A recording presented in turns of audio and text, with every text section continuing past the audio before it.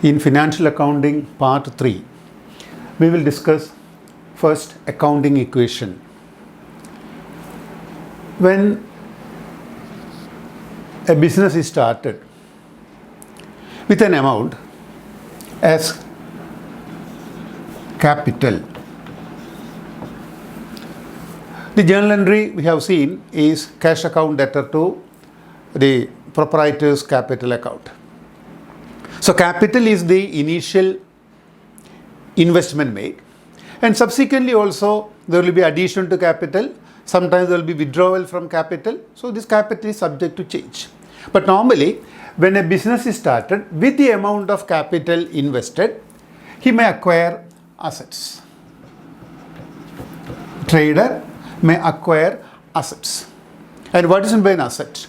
Asset is a property or something else which has a value. In our personal life, we have assets like cash, bank balance, house, land, other properties, car, etc., etc.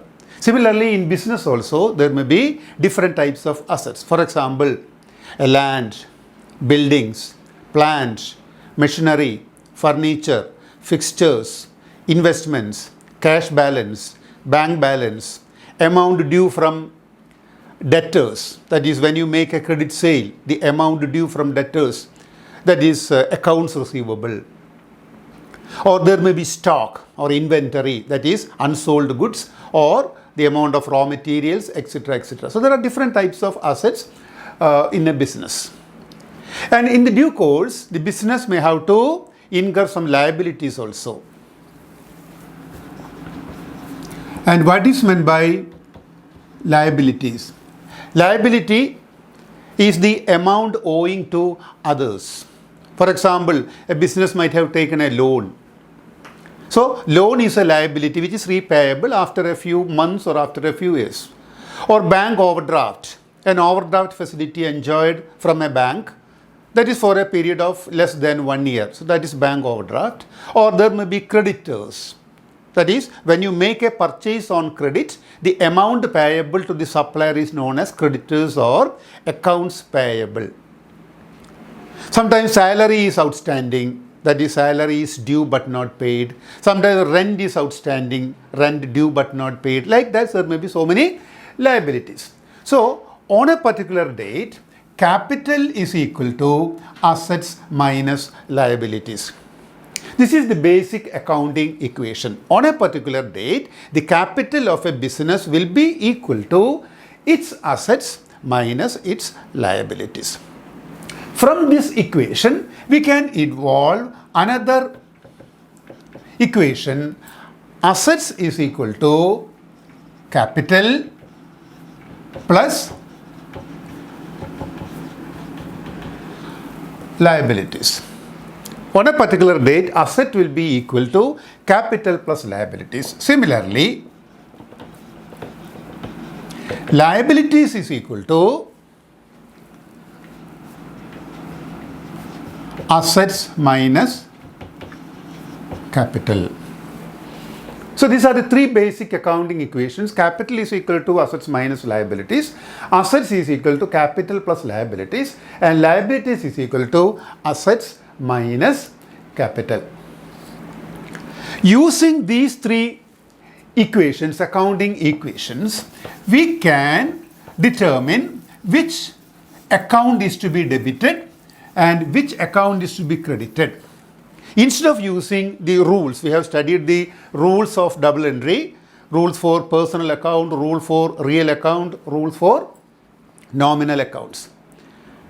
Instead of using that principles for the purpose of passing journal entries, we can use this accounting equation also. So we have assets, some important items, assets. There will be liabilities. There will be capital. In addition to these three, in a business, there will be different types of expenses. Expenses incurred for earning revenue like salary, rent, electricity charges, commission, interest. So expenses,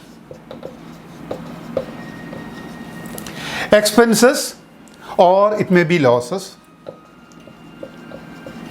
and finally there may be incomes or profits, gains or profits. So these are the 5 items appearing in the books of a trader: assets, liabilities, capital, expenses and losses, incomes, and we can write incomes and gains or profits. And in order to determine which item is to be debited and which item is to be credited, we can use this accounting equation. What is the accounting equation? Capital is equal to assets minus liabilities. Asset is equal to capital plus liabilities, and liabilities is equal to assets minus capital. So normally all assets account will have a debit balance. All assets account will have a debit balance. For example, cash. Cash account will be always a debit balance. Bank account normally will have a debit balance, and under certain circumstances bank account may show a credit balance when there is an overdraft facility, but normally bank account has a debit balance. Inventory, that is stock account, has a debit balance, or land, buildings, plant, machinery, furniture, fixtures, all these accounts will have a debit balance, and all liabilities will have a credit balance. When you take a loan account will have a credit balance. And when we make a credit purchase, the creditor's account will have a credit balance, the supplier's account will have a credit balance. Similarly, capital account will have a credit balance. Expenses account will have a debit balance because all expenses are always debited. Expenses and losses will have debit balance, and incomes and profits will have credit balance. So, when there is an increase in assets, we can debit that asset. When there is an increase in asset, we can debit, and when there is a decrease in asset, it can be credited. For example, when you make a cash sale, you get cash, the business gets cash. So cash balance increases. So cash account can be debited because the cash increases, that particular asset increases. Instead, when you pay salary, cash goes out of the business, cash balance decreases, so cash account can be credited. Similarly, when there is an increase in land, when you purchase additional land, that land should be debited. But when you sell land, there is a decrease in asset, it can be credited. So first rule, what is that? An increase in asset should be debited and a decrease in asset should be credited. Now, coming to the second one, liabilities. As we have seen earlier, liability is having a credit balance normally. All liabilities, whether it is bank loan or bank overdraft or creditors or outstanding expenses, all these have a credit balance. So when there is an increase in liability, that liability account should be credited. For example, when you get a bank loan, you get cash and there is a new liability incurred, that bank loan increases your liability, so it should be credited. Bank loan should be credited. When you make a credit purchase, what is the entry? When you make a credit purchase, entry is purchase account debtor to creditors, that is suppliers. And supplier will increase our liability because when we make purchase, we'll have to make the payment later on. So there is an increase in liability, that should be credited. And when there is a decrease in liability, it should be debited. For example, when you pay a supplier, supplier's account should be debited because there is a decrease in liability. Or when you repay a bank loan should be debited because there is a decrease in liability. Coming to the third one is capital. Capital has normally a credit balance. So when there is an increase in capital account should be credited. For example, when the trader brings in additional capital of 5 lakh rupees, initially he might have brought in 10 lakh rupees, after a few years he might have invested 5 lakh rupees more. So there is an increase in capital. So increase in capital should be credited. cash account debtor to capital account. So capital is credited. And when there is a decrease in capital in the form of drawings, etc., that drawing should be debited. So a decrease in capital should be debited. Increase in capital should be credited and decrease in capital should be debited. Fourth one is expenses and losses. Any expense or loss increase should be debited, because normally expenses account has a debit balance. So when there is an increase in expense, expense can be debited. For example, when you pay salary, expense increases, so salary account should be debited. When you pay rent, rent account should be debited. When you pay electricity charges should be debited. And a decrease in expense should be credited. Suppose you paid salary in excess of 10,000 rupees. You paid addition or salary in excess 10,000 rupees. When you get it back, salary account should be credited. So a decrease in expense should be credited, or a decrease in loss should also be credited. And finally, incomes and profits have generally a credit balance. So an increase in income should be credited. For example, when you get commission should be credited. And when there is a decrease in incomes and profits, it should be debited. A decrease in income should be debited. So these are the 5 rules based on accounting information. That means on the basis of this, that is, an increase in asset will be debited, a decrease in asset will be credited, a decrease in liability should be debited, an increase in liability should be credited, a decrease in capital should be debited, an increase in capital should be credited, an increase in expenses and losses should be debited, and a decrease in expenses and loss should be credited, a decrease in incomes and profits should be debited, and any increase in incomes and profits should be credited. So under what circumstances debit will be done? When there is an increase in asset, when there is an increase in expense, when there is a decrease in liability, when there is a decrease in capital, and when there is a decrease in income. And when we will credit a particular account, when there is a decrease in asset, when there is a decrease in expenses, and when there is an increase in liabilities, capital, and incomes and profits. So this method can also be used for determining which account should be debited, which account should be credited. Now, let us come to the second stage in bookkeeping. You have seen bookkeeping is the art of recording business transactions. And the first stage is journalizing. And we have seen how to journalize. So, every transaction will be recorded in the journal. From this journal, it will be posted to ledger. So, our next topic is ledger.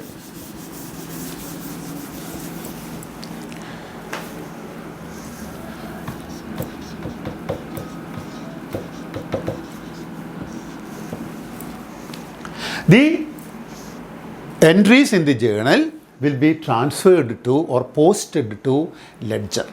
And what is meant by ledger? Ledger is actually a group of accounts. It is a collection of accounts. You just imagine a book, a big book having so many pages. And in each page there may be an account.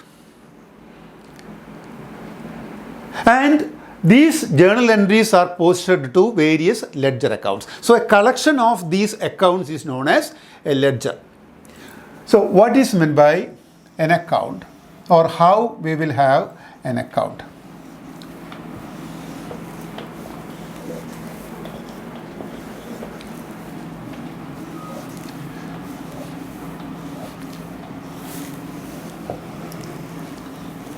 This is an account. This can be called a ledger account, an account in the ledger. And when there are so many accounts, it is known as, this group is known as, or this collection is known as a ledger. So remember, ledger is a group of accounts, or it is a collection of accounts. In an account, there will be a heading here, and there are two sides. This is called debit side, and this is called credit side. debit side debtor, credit side we will write CR. And we have columns like this. First column is for date. Second column to write particulars. This is amount. Here also date, particulars, amount. And we have a small column here and there also. This is JF, journal folio. Journal folio. In journals, we have seen a small column like this, which is called ledger folio. And in ledger, there is journal folio.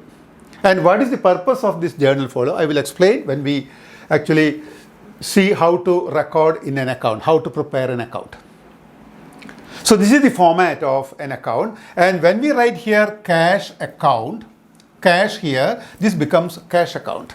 Instead, if you write here something else, say sales, it becomes sales account.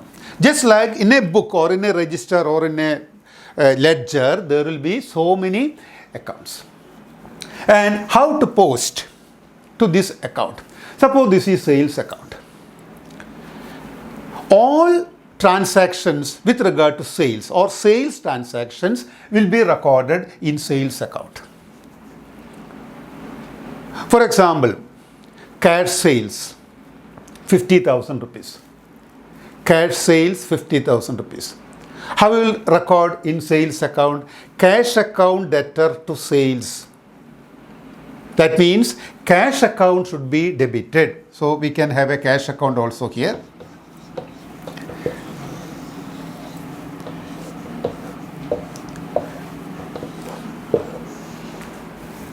Cash account debtor to sales account. What is meant by cash account debtor? Cash account debtor means cash account should be debited. This is the debit side and this is the credit side. Left hand side is debit side, right hand side is credit side. So the transaction is cash sales. We have seen how to journalize. The journal entry will be cash account debtor to sales account. Cash account should be debited. That means cash, we must show this 50,000 rupees on the debit side of cash account and on the credit side of sales account. Same amount on the debit side of cash account and on the credit side of sales account. And here we will write the date. We will write to sales. Because entry is cash account debtor to sales. So we have debited cash account. So what is meant by debiting an account? Debiting an account means showing on the debit side of an account by writing to the credit aspect, to sales. And in sales account, you will have to credit.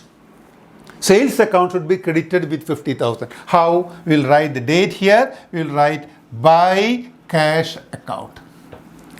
Sales account is credited by cash. Cash account is debited to sales and sales account credited by cash. So how we will credit an account? By writing the date in the date column, by writing by the other aspect, debit aspect. By debit aspect will write and you write the amount. Now this is taken from a journal. This particular entry will appear for the first time in the journal. In that journal there will be a folio number. Page number. That page number may be 8. That 8 we will write here. Here also